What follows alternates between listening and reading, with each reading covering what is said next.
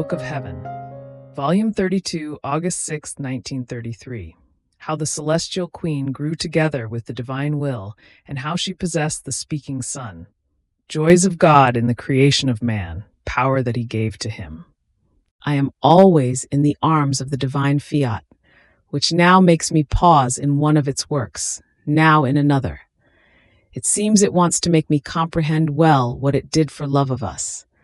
So, while I was going around in its works, it stopped me in the act of the conception of the Virgin, how the divine will had its first place in her, and grew and diffused in those little members, and how the tiny little queen herself grew. They both grew together. What a happy growth! What great prodigy!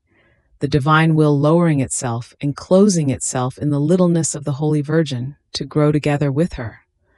But while I was there stupefied, my dear divine teacher, surprising me, told me, "My good daughter, making the Celestial Queen live in the divine fiat was the greatest act, the most heroic, of the most intense love that our Supreme Being did.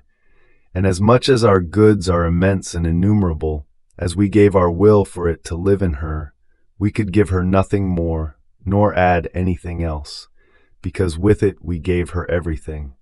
And she formed within herself the fount and the spring of all the divine goods, as much as it is possible for a creature. Now, the tiny little sovereign, by growing together with our will, while growing, formed in her soul, in her heart, in her works and steps, many speaking suns, which spoke to us with voices of light and of irresistible love. They spoke to us extensively. They spoke to us of love. They spoke to us of our very divine being. They spoke to us of mankind. Her steps, her little hands, the beats of her heart spoke to us, reaching into our divine bosom with voice of light, and speaking even inside of us. Her speaking never ceased because, since our will lived in the Celestial Queen, her whole being was all speaking, not with human voices, but with arcane and divine voices, having always something to say, without ever being exhausted. More so, since the divine fiat is word and operating word, creating word.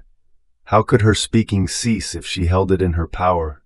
Therefore, her speaking kept us besieged, captured, surrounded from all sides, occupied in such a way as to render itself irresistible and invincible, for us to give her whatever she wanted. Her word was powerful, and caused our power to surrender. It was gentle and sweet, and caused our justice to bend. It was light, and it imposed itself over our Supreme Being, over our love, over our goodness. In sum, there was nothing of us that would not sweetly bend at the powerful voices of this celestial creature."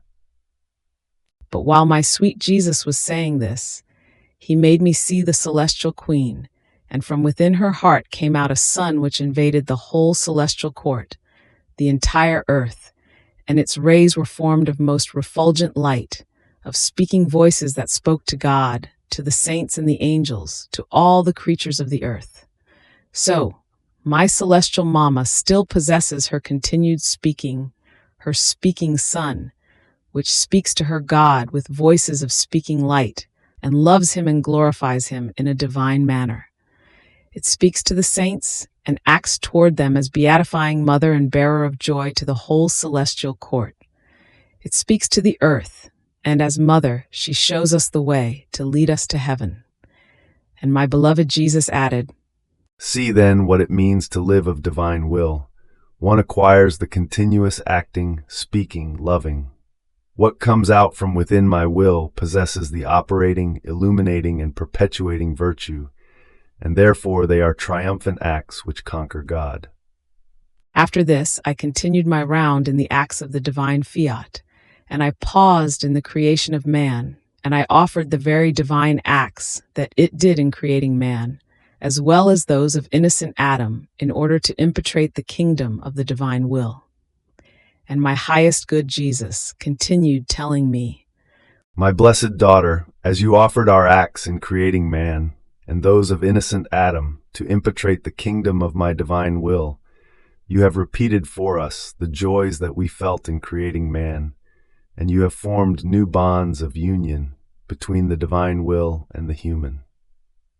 It was our very acts that formed the place in which to create man and administered to him the life in order to animate him. In the same way, our own acts will form the way to make him re-enter into our will. Therefore, it is the offering of our acts, armed with power, that makes us decide to give what the creature is asking of us. More so, since they are bearers of joys to us, but so much as to put us in feast. And who does not know that in the feasts one abounds in giving gifts never before given?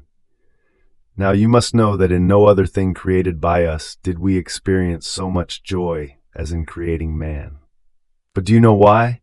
Neither to the heavens, nor to the sun, nor to the stars, nor to the wind, or to anything else did we give the power to be able to give us our own heartbeat, our life, our love. If we gave, it was us giving, but they had no power to give us anything. Therefore, the joy of receiving, does not exist in the other created things. At most, the joy of giving, and since there is no requital, the joy remains isolated and without company.